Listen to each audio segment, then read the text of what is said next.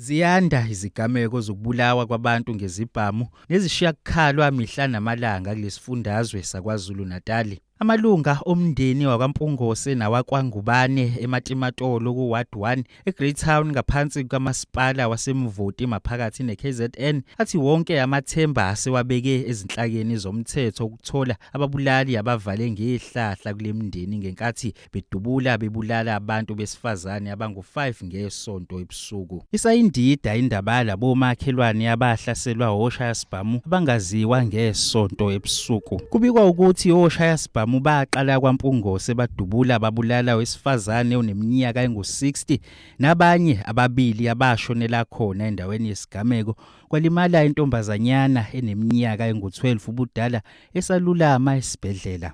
Oyilungu lomndeni wakwaMpungose uMabusi ekhuluma nezindaba zeGagasi FM uthi namanje basakhungathekile kulandela lesi sihluku kanti awukho umkhondo abawusolayo. Sicela nje ukuthi amaphoyisa asebenze ngokukhulu kwesikhandla akwazi ukuthola isigilamkhuba ikhona ongasiza lokho kusijabulisa ukuthi sisibe sazi ukuthi noma singasezobavusa ihlobo zethu kodwa kungasijabulisa ukuthi sigcine sazi ukuthi ngabe obani abenzi boko nje akekho umuntu wayikhona babe u5 kuphela bashona nje babashona bobathathu nje bashona bobathathu kwasala ingane yakhe usisi wami loshonile ena6 years so yona ayikwazi ukwenza lutho ayikwazi ukuchaza because ivelisi nje kwangena amaphara.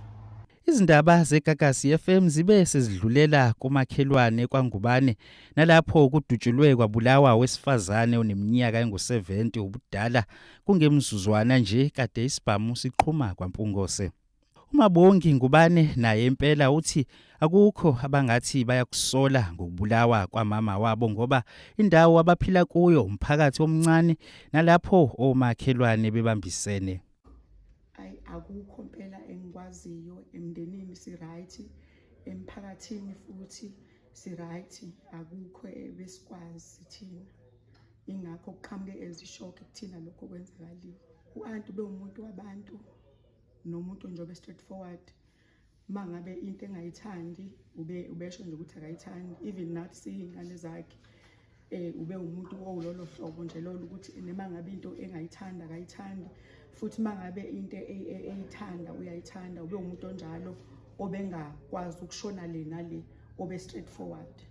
Uthi ke okubakhathaza kakhulu ukuthi alisekho ibhodwe eliya eziko njengoba bebephila ngempesheni yamama kanti nabo sebethembele kumsebenzi wamaphoyisa ukubamba lezi zigilamkhuba. Okwamanje besingakezwa lutho sishiyele kona amaphoyisa ukuthi enze umsebenzi silindele khona ukuthi mhlawumbe khona abazoqhamuka nakho okwamanje besingakezwa lutho. Sekela meya wakulomasipala waseMvoti uMbongiseni Dlamini usethembisele emndeni ukuthi umkhandlu uzoqinisekisa ukuthi uyalekelela lapho udingeka khona.